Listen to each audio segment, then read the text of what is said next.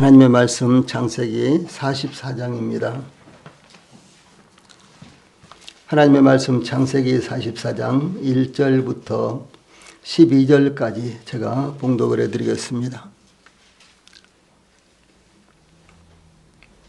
하나님의 말씀 창세기 44장 1절부터 12절 말씀까지입니다. 요셉이 그의 집 청지기에게 명하여 이르되 양식을 각자의 자루에 운반할 수 있을 만큼 채우고 각자의 돈을 그 자루에 넣고 또 네 잔 곧 은잔을 그 청년의 자루 아귀에 넣고 그 양식값 돈도 함께 넣으라 하매 그가 요셉의 명령대로 하고 아침이 밝을 때에 사람들과 그들의 나귀들을 보내니라. 그들이 성읍에서 나가 멀리 가기 전에 요셉이 청지기에게 이르되 일어나 그 사람들의 뒤를 따라가서 그들에게 이르기를 너희가 어찌하여 선을 악으로 갚느냐. 이것은 내 주인이 가지고 마시며 늘 점치는 데에 쓰는 것이 아니냐. 내가 이같이 하니 악하도다 하라. 청지기가 그들에게 따라가서 그대로 말하니 그들이 그에게 대답하되 내 주여 어찌 이렇게 말씀하시나이까. 당신의 종들이 이런 일은 결단코 아니하나이다. 우리 자루에 있던 돈도 우리가 가나안 땅에서부터 당신에게로 가져왔거늘 우리가 어찌 당신의 주인의 집에 은금을 도둑질하리이까. 당신의 종들 중 누구에게서 발견되든지 그는 죽을 것이요 우리는 내 주의 종들이 되리이다. 그가 이르되 그러면 너희의 말과 같이 하리라. 그것이 누구에게서든지 발견되면 그는 내게 종이 될 것이요 너희는 죄가 없으리라. 그들이 각각 급히 자루를 땅에 내려놓고 자루를 각기 푸니 그가 나이 많은 자에게서부터 시작하여 나이 적은 자에게까지 조사하며 그 잔이 베냐민의 자루에서 발견된지라. 아멘. 12절 말씀까지 봉독을 해드렸습니다. 오늘은 창세기 44장 1절로 12절 말씀을 통해서 형제 사랑을 위한 명령기, 형제 사랑을 위한 명령기 이런 주제로 말씀을 전해드리겠습니다. 본문 가운데는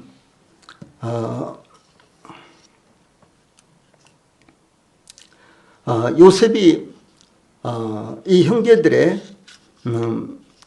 이와 같은 그 사랑을 확인하기 위해서 두 번째 시험하는 이와 같은 내용이 담겨져 있고요. 또 본문 가운데 요셉의 청지기가 나타나는데 이 요셉의 청지기가 얼마나 충성스럽게 요셉을 섬기고 있는가 이런 내용들이 참 많이 나타나고 있습니다. 이 본장은 창세기 42장부터 시작되어 온 요셉과 형제들 사이에 숨막히는 만남과 시험과 갈등이 그 절정을 이루는 장면을 묘사하고 있습니다. 요셉이 형제들을 정탐으로 몰아 시므온을 볼모로 잡아둔 것은 그들 가족 공동체에서 한 사람의 중요성을 깨우치기 위한 것이었습니다. 지금까지 요셉의 형제들은 애굽의 종리인 요셉의 집으로 안내되어 요셉이 배설한 음식을 먹고 마시며 즐거운 시간을 보냈습니다. 요셉은 자기 음식을 형제들에게 나누어 줘 먹게 하였고 특히 베냐민에게는 5배나 주었습니다. 이 요셉의 형제들은 정탐꾼이라는 누명에서 벗어났으며 그동안 볼모로 잡혀있던 시므온은 석방되었으며 이 베냐민은 특별한 대우를 받고 11형제가 함께 안전하고 평화롭게 그들의 곡식 자리에 곡식을 사서 가득 채우고 아버지 야곱이 기다리고 있는 가나안 땅으로 돌아가기 위해서 출발을 했습니다. 이제 본문을 통해서 먼저 1절로 3절 말씀에는 또 다른 시험이 그들에게 제시가 되고 있는 모습이 나타나고 있습니다. 요셉이 그의 집 청지기에게 명령하기를 1절과 2절 말씀 양식을 각자의 자루에 운반할 수 있을 만큼 채우고 각자의 돈을 그 자루에 넣고 또 네 잔 곧 은잔을 그 청년의 자루 아귀에 넣고 그 양식값 돈도 함께 넣어라 이렇게 지시를 했습니다. 요셉이 이와 같이 형제들을 곤경에 빠뜨리려고 했던 것은 자기를 죽이려고 했던 형들에 대한 보복적 차원에서 시도한 것이 아니었습니다. 요셉은 하나님께서 가족들을 구원하시기 위해서 자신을 애굽에 먼저 보내셨다는 것을 알고 있었습니다. 그러므로 이와 같은 시험을 통해서 형제 사랑과 가족애를 깨닫게 하며 특히 자신을 죽이려 하고 팔아버린 형제들이 지금도 베냐민을 버리고 돌아갈 수 있을지, 혹은 베냐민과 생사를 같이 할 정도로 과거를 뉘우치고 있는지 확인하기 위한 것이었습니다. 또한 아버지 야곱을 평안하게 해드리기 위해서 얼마나 헌신적인지 이와 같은 사실도 확인하기 위한 것이었습니다. 요셉은 그 형제들의 곡식 자루에 양식을 운반할 수 있을 만큼 채우고, 1절에 그랬죠. 양식을 운반할 수 있을 만큼 채우고. 그래서 이 가나안 땅에 있는 가족들과 아버지 야곱에 대한 관심과 사랑이 요셉에게는 변치 않았음을 볼 수가 있습니다. 요셉은 애굽의 총리가 되었으며 양식이 없어 구걸해야 되는 형편이 아니었으며 애굽의 왕을 제외한 모든 백성들이 그 앞에 엎드렸습니다. 그러나 요셉은 교만하지 않았습니다. 그가 애굽에 온 것도 또한 애굽의 총리가 된 것도 모두 하나님께서 하신 일이라는 것이 요셉의 믿음이었고 생각이었습니다. 또한 요셉은 1절 후반절로 2절 각자의 돈을 그 자루에 넣고 또 내 잔 곧 은잔을 그 청년의 자루 아귀에 넣고 그 양식값 돈도 함께 넣어라, 이렇게 지시를 했습니다. 요셉은 형들의 곡식 자루에 운반할 수 있을 만큼 양식을 가득 채우는 것은 물론 그의 은잔을 베냐민의 곡식 자루에 넣고 곡식값으로 가져온 돈도 각자의 자루에 함께 넣으라고 지시를 했습니다. 특히 베냐민의 곡식 자루에 그의 은잔을 놓도록 지시한 것은 베냐민에게 도둑이라는 누명을 씌워 그를 애굽에 억류시키기 위한 것이었습니다. 이것은 요셉이 형제들을 억압하기 위한 것이 아니라 베냐민에 대한 형제들의 태도와 형제 사이의 우애를 다시 한번 확인하기 위한 것이었습니다. 이 요셉의 청지기는 요셉이 지시한 대로 요셉의 형제들의 곡식 자루에 운반할 수 있을 만큼의 양식을 채우고 각자의 자루에 곡식값으로 가져온 돈을 넣고 베냐민의 양식 자루에는 요셉의 은잔을 넣었습니다. 그러나 형제들로서는 그런 사실을 전혀 알 수가 없었습니다. 이튿날 요셉의 청지기는 아침이 밝을 때에 사람들과 그들의 나귀들을 보내니라, 3절에 이렇게 기록되어 있습니다. 즉 아침이 밝아오자 청지기는 일찍이 요셉의 형제들을 출발시켰습니다. 그러므로 요셉의 형제들은 그들의 양식 자루를 확인할 시간적 또한 마음도 없이 일찍 가나안을 향하여 출발했습니다. 애굽에서 가나안 땅까지는 먼 거리였으며 더구나 대체로 시원한 새벽을 이용하여 활동했기 때문에 새벽에 일찍 출발을 시켰던 것입니다. 아마도 요셉의 형제들은 애굽에서 가나안으로 출발하면서 의기양양하고 있었을 것입니다. 즐겁고도 기쁜 마음으로 길을 떠났을 것입니다. 그들은 억류되었던 시므온도 또한 그들의 말이 진실하다는 증표로 베냐민도 함께 동반하여 아버지 야곱에게로 돌아가고 있었으며 더구나 애굽의 총리로부터 융숭한 대접까지 받았기 때문에 대단히 흡족한 마음을 갖고 있었습니다. 그러므로 그들의 발걸음은 얼마나 가벼웠을까요? 그러나 모든 사람들이 그렇듯이 요셉의 형제들도 그날 잠시 후에 일어날 일도 모르면서 살아가고 있는 것입니다. 그러므로 솔로몬은 전도서 11장 1절, 2절, 5절, 6절 중간중간 이렇게 보면요. 너는 내 떡을 물 위에 던져라. 여러 날 후에 도로 찾으리라. 7배나 8배에 나눠줄지어다. 무슨 재앙이 땅에 임할는지 내가 알지 못함이니라. 바람이 길이 어떠함과 아이벤 자의 태에서 뼈가 어떻게 자라는지를 내가 알지 못함같이 만사를 성취하시는 하나님의 일을 내가 알지 못하느니라. 너는 아침에 씨를 뿌리고 저녁에도 손을 놓지 말라. 이것이 잘 될는지 저것이 잘 될는지 혹 둘이 다 잘 될는지 알지 못함이니라. 이렇게 증가하고 있습니다. 이 솔로몬은 지혜의 왕이었습니다. 그렇죠? 예, 그런데도 불구하고 그가 쓴 글에는 만사를 우리 인간들은 알지 못한다. 이것이 그 요지다라고 하는 사실입니다. 예, 그러므로 우리가 이 땅에 사는 동안 하나님의 뜻을 따라서 순종하며 하나님께서 주신 품복을 즐기며 그것을 나누며 살아가는 것이 얼마나 큰 복인가 하는 것을 솔로몬은 저희들에게 증거하고 있는 것입니다. 예, 두 번째로 4절로 9절에서는 청지기의 신실함이 돋보이게 기록되어 있습니다. 요셉은 4절 전반부에 그들이 형제들이 성읍에서 나가 멀리 가기 전에 이렇게 시작하고 있죠. 그의 청지기를 불러서 지시를 했습니다. 즉 요셉의 형제들이 즐거운 마음으로 가나안 땅 아버지를 향하여 애굽을 떠나서 멀리 가기 전에 요셉은 청지기에게 명령을 내린 것이었습니다. 이와 같이 요셉의 형제들의 즐거움은 잠깐이었던 것입니다. 이와 같이 인생의 즐거움과 기쁨은 언제 깨어질지 모르는 것입니다.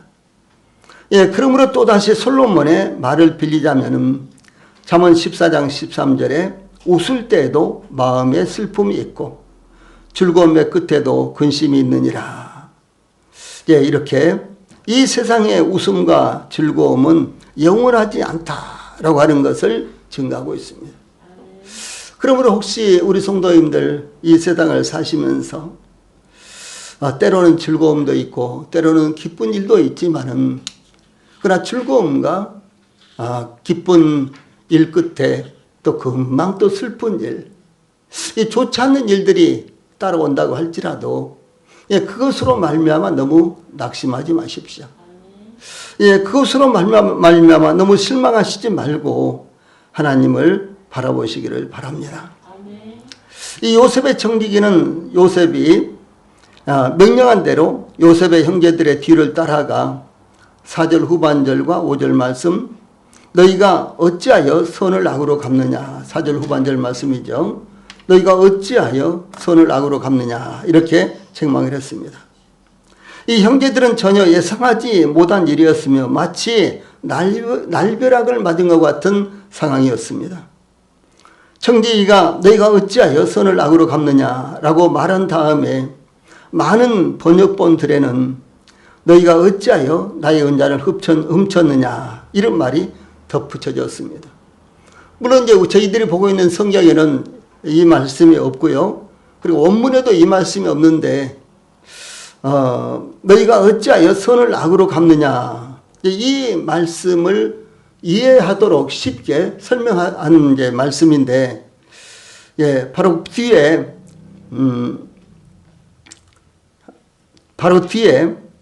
너희가 어찌하여 나의 은자를 훔쳤느냐 이런 말이 덧붙여져 있습니다. 원문에는 없지만은 이것을 이해하기 좋게 이렇게 덧붙여 놓은 것입니다. 이렇게 번역함으로 청지기의 말의 의미를 보충하고 있습니다.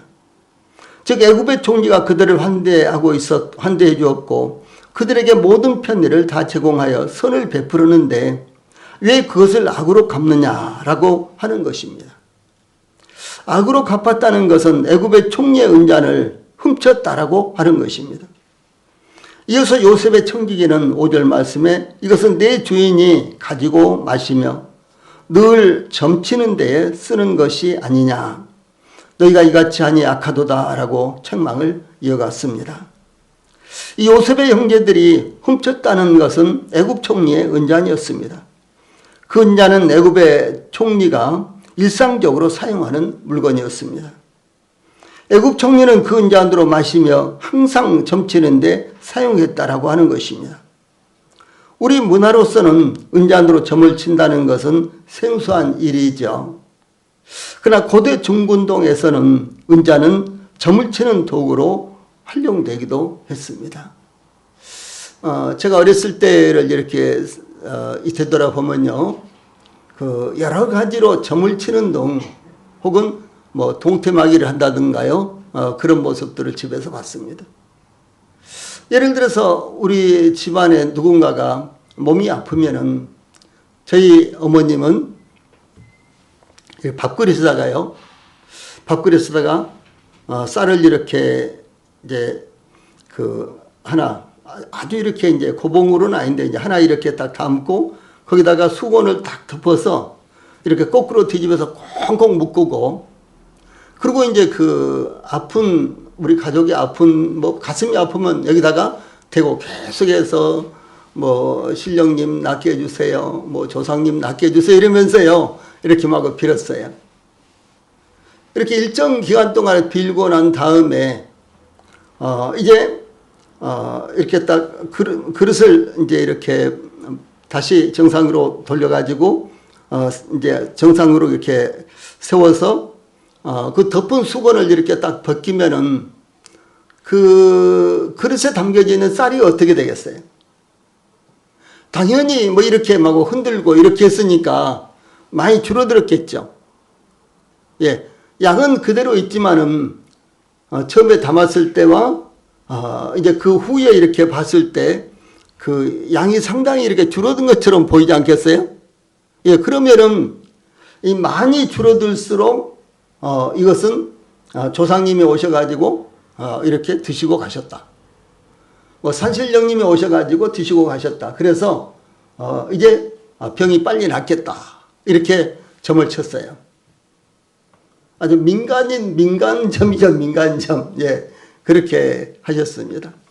그러니까 이런 각종 이 다양한 이와 같은 점을 치는 점괘가 이렇게 있었다라고 하는 것이죠. 그런데 마찬가지로 중군동에서도 여기 특별히 이제 애굽에서는 우상을 숭배하는 그런 지역이었잖아요. 그러므로 여러 가지 이렇게 점을 치는 일들이 있었습니다. 여기 점을 치다라는 말은 뱀이 기어다닐 때 내는 소리를 가리키는데 여기에서 속삭이다, 주문을 애다 이런 말이 나왔습니다. 이것은 점치는 것이 사탄적 속성을 암시하는데 애굽에서는 술잔에 물을 채우고 악령한테 기도한 후 물을 관찰해서 점을 쳤습니다. 또 실제로 이제 이스라엘 백성들 가운데서도요, 이 전쟁을 하기 전에 짐승을 잡아가지고 짐승을 잡아서 이제 이렇게 이제 하나님 앞에 기도한다든가 우상 앞에 제사를 지낸다든가, 그러고 나서 짐승의 이제 이렇게 배를 갈라서요 간을 보고 간을 보고 우리가 이 전쟁에서 승리하겠는가 아니면 패배하겠는가에 대한 점을 쳤습니다. 성경에도 실제로 그 말씀이 나옵니다. 이와 같은 것들은 모두 다 하나님께로부터 온 것이 아니고요, 이 무속신앙으로부터 온 사탄 곧 이 귀신으로부터 온 이와 같은 것들입니다. 그래서 여기에서 이 점을 치는 것도 동일하게 마찬가지였습니다. 그래서 이 술잔에 물을 채우고 악령한테 기도한 후에 물을 관찰해서 점을 쳤습니다. 예, 또는 은잔에 금조각이나 보석을 던져서 그 물결이 일어나는 움직이는 모양을 보고 점을 쳤다고 알려지고 있습니다. 또한 이런 말도 전해지고 있는데 이렇게 점치는 것을요 레카노점이라고 불렀어요. 레카노점.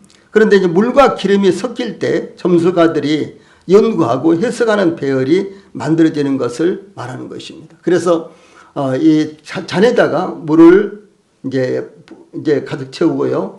그 다음에 그 위에다 이제 기름을 몇 방울 이렇게 떨어뜨리면은 그 기름이 어떻게 변하는가를 보고요. 이렇게 전쟁의 승패라든가 등등 이와 같은 이제 점을 친 이런 일들이 실제로 있었습니다.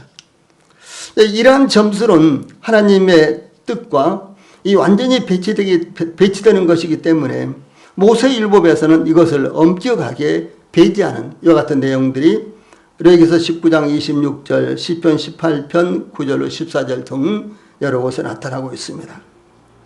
그러면 요셉은 애굽의 총리로서 그의 은잔을 활용하여 과연 점을 쳤을까요? 요셉은 하나님을 섬기는 경건한 사람이었기 때문에 그가 비록 애굽의 문화권에서 총리직을 수행하고 있지만 애굽의 미신적 행위인 점을 치는 일을 받아들이지는 않았을 것으로 짐작됩니다. 그러나 청지기가 이것은 내 주인이 가지고 마시며 늘 점치는 데 쓰는 것이 아니냐 5절에 이렇게 말한 것은 형제들에게 철저하게 요셉의 신분을 숨기기 위한 것이며 애굽인들은 점치는 은잔을 대단히 중요하게 여긴다라고 하는 것을 상기시키기 위한 것이었습니다. 5절 후반절 보면 청지기는 너희가 이같이 하니 악하도다 라고 결론을 내렸습니다. 요셉의 형제들이 애굽의 총리의 호의에도 불구하고 애굽의 총리의 은잔을 훔쳤다면 그것은 대단히 악한 행위였던 것입니다. 요셉의 형제들의 행동은 그야말로 배은망덕한 일이다 라고 하는 사실입니다.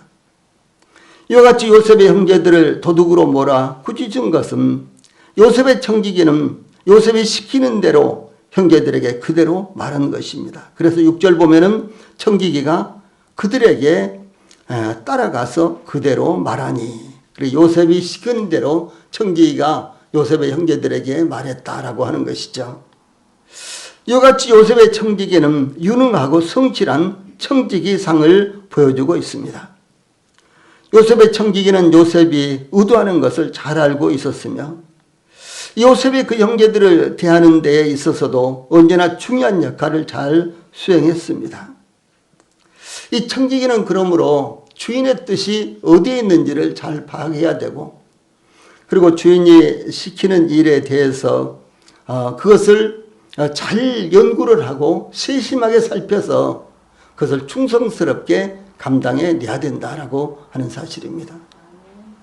예, 저를 비롯해서 우리 성도들은 하나님 앞에 모두가 다 청지기입니다. 우리는 주님의 청지기입니다. 그러므로 요셉의 이와 같은 청지기와 같이 유능하고 성실한 청지기가 되어야 하는 것입니다. 요셉의 청지기는 이와 같이 요셉이 의도하는 것을 잘 알고 있었으며 이 요셉의 형제들을 대하는 데 있어서도 언제나 이렇게 요셉이 의도하는 대로 성실하게 수행을 했습니다. 이것은 요셉이 보디발의 집에서 가정 총무로서의 역할을 성실하게 수행했던 것과 같은 것입니다. 또 이 요셉이 감옥에서도 재반 업무를 맡아 처리할 때도 간수장은 요셉을 완전히 신뢰하고 맡길 수 있었던 것과 같은 이와 같은 것이었습니다.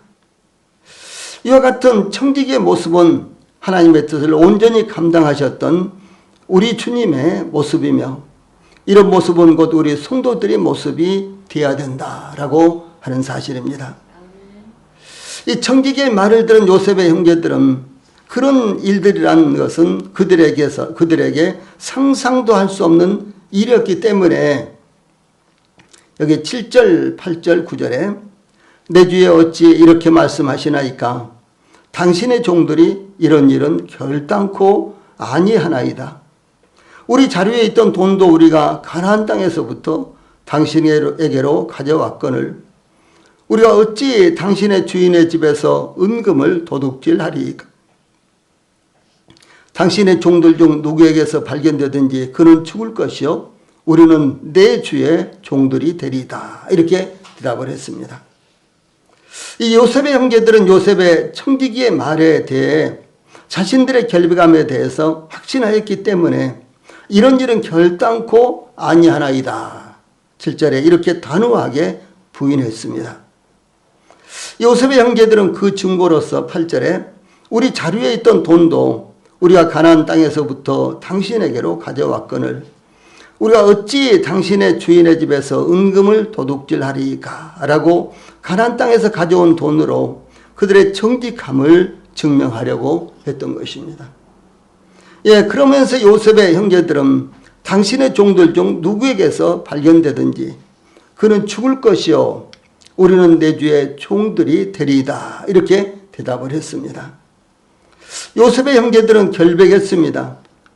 그들은 그런 일, 즉 애굽 총리의 은잔을 도둑질할 만한 그런 일이라는 것은 상상도 할 수 없는 일이었습니다. 그러므로 그들은 어떤 방법으로든 그들의 결백을 증명하고 싶었던 것입니다. 그런데 9절에 누구에게서 발견되든지 그는 죽을 것이요 라는 그들의 말에 요셉이 그들을 시험하고자 하는 요점이 바로 포함되어 있었던 것입니다. 즉 만약 베냐민에게서 애굽의 총리의 은잔이 발견된다면 베냐민을 버리고 즉 베냐민을 죽도록 내버려 두고 그들만 가나안 땅으로 되돌아갈지 아니면 베냐민과 생사를 같이 하려고 할지 확인하기를 원하는 부분, 이것이 바로 요셉이 그 형제들에게서 확인하기를 원하는 부분이었던 것입니다. 요셉의 형제들은 누구에게서든 총리의 은잔이 발견되면 그는 죽을 것이요 자신들은 종이 되겠다고 말했습니다.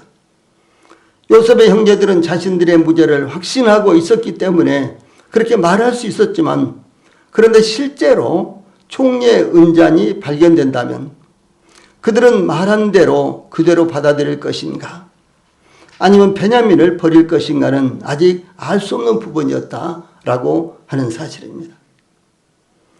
야고보는 야고보서 2장 14절에서 내 형제들아 만일 사람이 믿음이 있노라 하고 행함이 없으면 무슨 유익이 있으리요? 그 믿음이 능히 자기를 구원하겠느냐라고 제의를 했습니다. 말만이 아니라는 것입니다. 믿음은 반드시 행함이 따른다라고 하는 것입니다.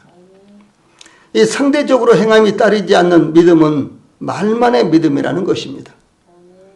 그러므로 총리 요셉은 그의 형제들이 말만으로 형제들의 일체가 되는 것을 고백하는가 아니면 한 사람의 범죄를 그들 모두의 범죄로 인식하고 함께 고난을 감수할까에 대해서 요셉이 바로 시험하고자 하는 것이 거기에 있었던 것입니다. 그들이 형제 사랑을 어느 정도 실천할 것인가 라고 하는 사실입니다. 이것은 바로 요셉을 시기하고 미워해서 죽이려고 했죠. 그러다가 요셉을 아예 팔아버렸죠. 이런 형제들이었기 때문에 그 형제들에 대한 사랑을요 어느 정도 실천할 것인가, 이것이 바로 요셉이 알고 싶었던 것이고 보고 싶었던 것이었습니다. 다음에 10절로 12절 말씀은 결과에 따른 판단이 나타나고 있습니다. 요셉의 형제들의 결백함을 고백한 것에 대해서 청지기는 너희의 말과 같이 하리라. 그것이 누구에게서든지 발견되면 그는 내게 종이 될 것이요 너희는 죄가 없으리라 라고 이렇게 제의했습니다. 이것은 적절한 타협안이었으며 범죄자에게만 죄를 묻는 실용적인 제안이었습니다. 즉 형제들이 제안한 것에 대해서 도둑은 죽임을 당하지 않고 종이 되어야 한다는 것과 나머지 형제들은 노예로 삼지 않고 놓아주겠다는 것이었습니다. 형제들은 총리의 은잔이 누구에게서 발견되든지 그는 죽을 것이라고 제안했는데 그보다는 훨씬 가벼운 벌이었습니다. 만약에 범죄가 발견되었더라도 죽음은 면할 수 있는 대단히 자비로운 판단이기도 한 것입니다. 그런데 여기 형제들은 그 잔이 누구에게서든지 발견되면은 그 발견된 자는 죽을 것이요 그리고 저희들은 종이 되겠습니다 이렇게 했죠. 그런데 청지기는 거기에서요 좀 다르게 그래 좋다, 누구에게서든지 우리 총리의 은잔이 발견되면 그는 종이 될 것이요 그리고 나머지는 죄가 없으니까 다 돌아가도록 하겠다 이렇게 이제 제의를 했다는 것이죠. 그래서 이 형제들이 건의한 것과 그리고 총리가 제시한 것은 상당히 차이가 있었습니다. 형제들은 만약에 누구에게서든지 이 은잔이 발견되면 그는 죽을 것이요 우리는 종이 되겠습니다고 했지만은 이 총리는 은잔이 발견된 그는 종이 되고 나머지는 아무 관련이 없으니까 다 돌아가거라 풀어주겠다 이렇게 했다는 것입니다. 이제 형제들의 제안과 청지기의 선포로 범죄가 발견된다면 어떻게 처벌할 것인가 이것이 결정되었습니다. 그러므로 사실 확인을 위해서 그들이 각각 급히 자루를 땅에 내려놓고 자루를 각기 푸니 11절 말씀이죠. 이렇게 양식 자루를 신속하게 땅에 내려놓고 직접 이제 풀어서 확인을 했습니다. 문제가 발견되어 서로 합의에 이르지 못할 때 서로 드러내놓고 확인하는 것은 문제 해결의 가장 효과적인 방법입니다. 다시 말해서 문제가 해결되지 못할 때 법정으로 가서 해결을 보는 것, 이것은 가장 아주 그야말로 적절한 이와 같은 해결 방법이다라고 하는 사실입니다. 그러나 그보다도 더 좋은 방법은 서로를 믿어주고 확인하기까지 이르지 않는 것이라는 거죠. 이 서로를 믿어줌으로 말미암아 그러면 자 모두 다 곡식자루를 열어보자. 거기까지 할 필요 없이 서로를 믿어주고 거기까지 가지 말자라고 하는 사실이죠. 교회 안에도 문제가 항상 나타납니다. 우리 교회는 뭐 큰 교회도 아니죠. 우리 교회는 큰 교회에 비하면 정말 소수가 모여있는 교회입니다. 그런데도 불구하고 어떤 측면에서는요, 문제가 일어나지 않을 때가 없습니다. 아주 소소한 것이 아무것도 아닌 것이 문제처럼 여겨지고 나타나고 그것이 불화를 가져오기도 하고 그렇게 하기도 합니다. 그런데 중요한 것 교회 안에서 어떻게 이런 문제를 해결할 것인가? 그럼 모두 다 이 양식 자루를 풀고 한번 보자. 보면 확실할 것 아니냐. 이런 방법이 나을 것인지. 그래서 너였구나 라고 법인을 잡아가지고요. 이렇게 책망을 한다든가 지목을 한다든가 거기까지 이를 것인지. 아니면 그러기 전에 다들 실수가 있는 것이지 그런 일이 일부러 있었겠어? 그러면서 서로 덮어준다든가요. 이런 방법이 있다라고 하는 사실이죠. 그런데 교회 안에서는 이 후자가 훨씬 효과적인 방법입니다. 끝까지 문제를 쫓아가서 문제를 파뒤집고 그 문제가 무엇인지 누구로부터 일어나는지 그것을 명쾌하게 지적을 해서 해결하는 것보다는 좀 모른 척 그냥 덮어주고 이해해주고 받아주고 이렇게 사랑으로요 해결하는 것이 훨씬 효과적이다라고 하는 사실입니다. 그러므로 우리 성도들도 때때로 마음에 풀리지 않은 의문을 갖고 있다고 할지라도 또 마음에 풀리지 않은 의문이 있다고 할지라도요 그것을 끝까지 쫓아가서 해결하려고 하는 것보다는 사랑으로 덮어주고 용납하고 기다려주고 이런 자세가 훨씬 효과적이다라는 사실을 우리 성도들이 기억을 하시기 바랍니다.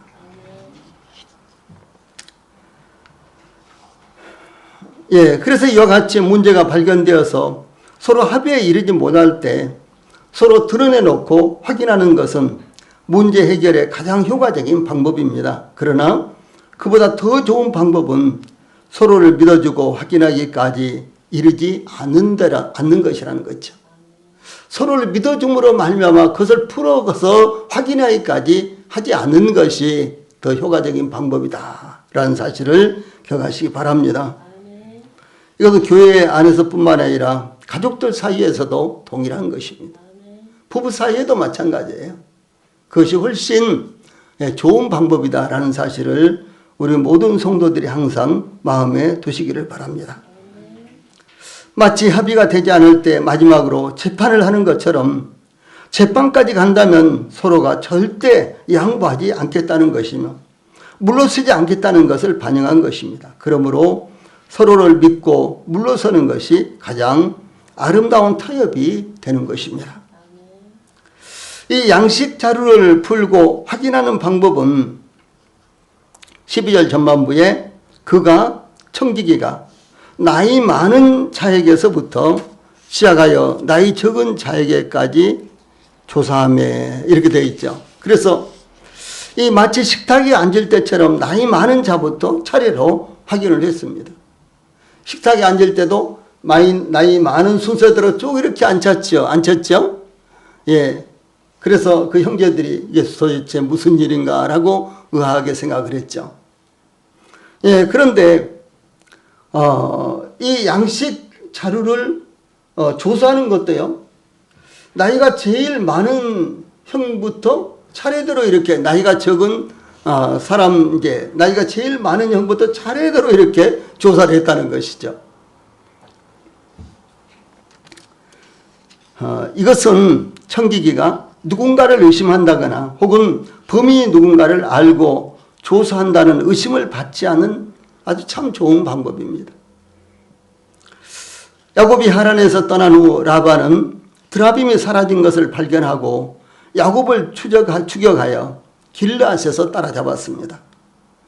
라반은 그의 드라빔을 찾기 위해서 야곱의 짐들을 조사하는데 창세기 31장 33절에 보면은 라반이 야곱의 장막에 들어가고 레아의 장막에 들어가고 두 여종의 장막에 들어갔으나 찾지 못하고 레아의 장막에서 나와 라헬의 장막에 들어가매라고 순서를 정한 것이 나타납니다. 아마도 라반은 라헬을 가장 의심했기 때문에 마지막으로 라헬의 장막을 조사했을 것입니다. 예, 라반은 틀림없이 저 라헬이야 라헬, 예, 그렇게 의심하고 있었어요. 예, 그런데 라반이 오자마자 라헬 일로 와봐 하면서 라헬의 장막을 뒤집고 라헬의 몸을 수색하고 그렇게 하지 않았다는 것이죠. 제일 먼저 야곱의 장막을 뒤지고 그다음에 레아의 장막을 뒤지고 두 여종의 장막을 뒤지고 제일 마지막으로 라헬의 장막을 뒤졌습니다. 이것은 라반의 아주 현명한 이와 같은 방법이었다라고 하는 사실입니다. 예, 그런데 청지기는 라반과 같이 베냐민을 덜 의심하는 것처럼, 예, 베냐민을 청지기는 알고 있었죠. 누구의 자리에 총리의 은잔이 있었는지 알고 있었죠. 그런데도 불구하고 전혀 베냐민은 의심하지 않는 것처럼, 예, 베냐민의 양식 자료를 제일 마지막으로 조사를 했습니다. 예, 이것은 곧 의심을 받을 만한 일을 피한 것을 의미합니다. 그래서 이렇게 한 것은요, 청지기로서는 대단히 현명한 이와 같은 방법이었다라고 하는 사실입니다. 우리는 온전하지 못하기 때문에 자주 실수합니다. 그러므로 의심을 받을 만한 일은 피하는 것이 현명하고도 아름다운 것이다 라는 것을 기억하시기 바랍니다. 주 예수님께서 다시 오실 때 모든 그리스도인들이 부활하게 되는데 고린도전서 15장 23절에 그러나 각각 자기 차례대로 되리니 먼저는 첫 열매인 그리스도요 다음에는 그가 강림하실 때 그리스도에게 속한 자요 라고 이렇게 증가하고 있습니다. 그래서 이 차례대로 이루어질 것이다 라고 하는 것이죠. 혼란스럽거나 뒤죽박죽하지 않을 것입니다. 모든 것이 질서대로 정해진 대로 이루어질 것입니다. 심판도 마찬가지입니다. 요한계시록 20장 12절에 보면 또 내가 보니 죽은 자들이 큰 자나 작은 자나 그 보좌 앞에 서 있는데 책들이 펴 있고 또 다른 책이 펴졌으니 곧 생명책이라. 죽은 자들이 자기 행위를 따라 책들에 기록된 대로 심판을 받으니 라고 정해진 대로 차례대로 심판을 받게 되며 단 한 사람도 예외가 없으며 그냥 지나치게 되는 사람도 없다라고 하는 것을 증가하고 있습니다. 여기 제일 나이 많은 형제부터 시작해서 제일 나이가 적은 베냐민까지 차례대로 이렇게 조사를 했습니다.